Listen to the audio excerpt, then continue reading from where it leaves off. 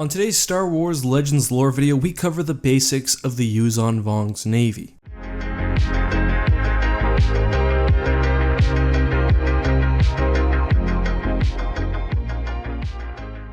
Hey guys, this is EckhartsLadder. Hello and welcome to my continued coverage of the Yuuzhan Vong War. If you like this video and want to learn more about the extragalactic alien invaders, I've made a playlist where you can check out everything that I've done so far. Today, I hope to cover the basics of Vong starships, including the technology used and a few common starship types. Let's start with the basics. First off, every aspect of the Vong's technology was organic and custom grown for its specific purpose. There were negative and positive aspects to this. On the positive end, technology could be grown very quickly and custom created for a specific purpose. On the negative side, Vong technology could die or become sick. As an example, Vong armor was allergic to the Bafor tree native to Ithor and would swell up, becoming unusable if it came in contact with the tree's spores. The most unique and arguably important piece of Vong technology was the Dovin Basal. Dovin Basals had a variety of functions, most of which the New Republic struggled to counter. First off, they were typically one of the main sources of propulsion for small vessels, providing thrust, though larger ships would also use organic sails. The Dovin Basal was uniquely able to produce miniature black holes, which could obviously interact with gravity. Defensively, this was used to intercept incoming lasers or missiles,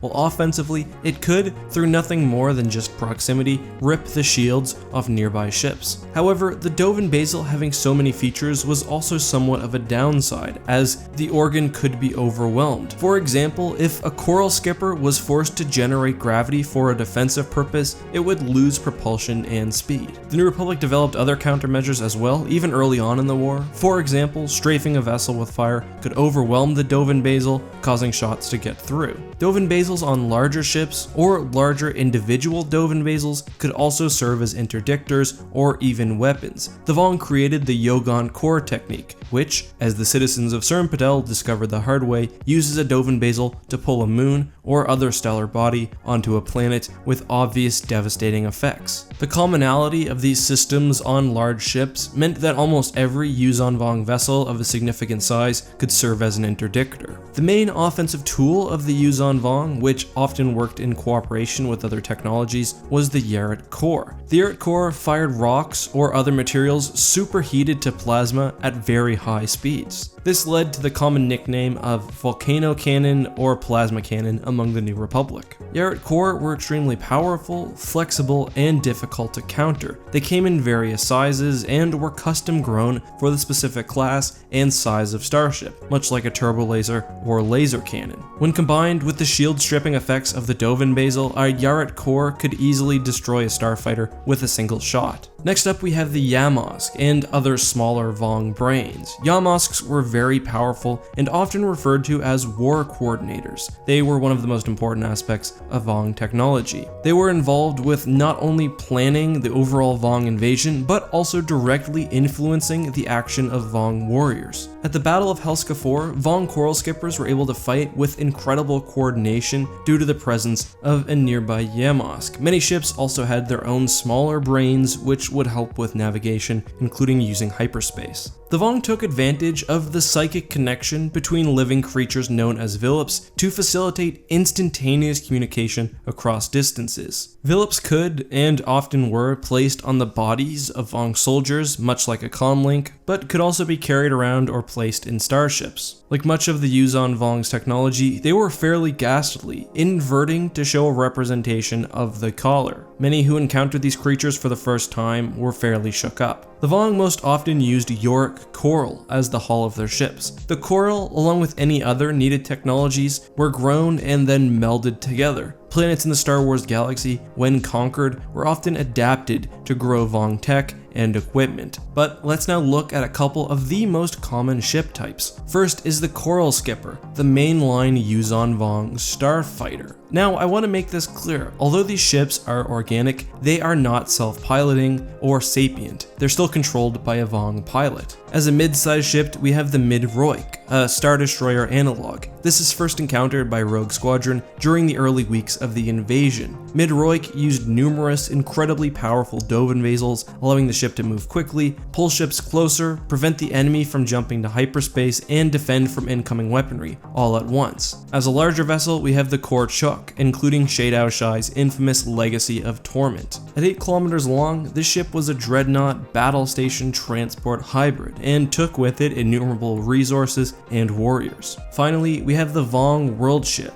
As with all technology, these vary drastically in size, with some world ships only 10, but many reaching 100 kilometers in diameter. They ferried much of Vong civilization between galaxies and were also formidable weapons in their own right. Given the opportunity, the New Republic would almost always dedicate resources to destroying a single Vong world ship. And this concludes my basics of Yuuzhan Vong starship design. I hope that this video helps you guys moving forward, especially as I continue my Vong battle breakdown videos. If you want to see everything that's come so far, make sure to check the annotation for the linked playlist. Thank you guys so much for watching. As always, this has been EckhartsLadder. May the Force be with you.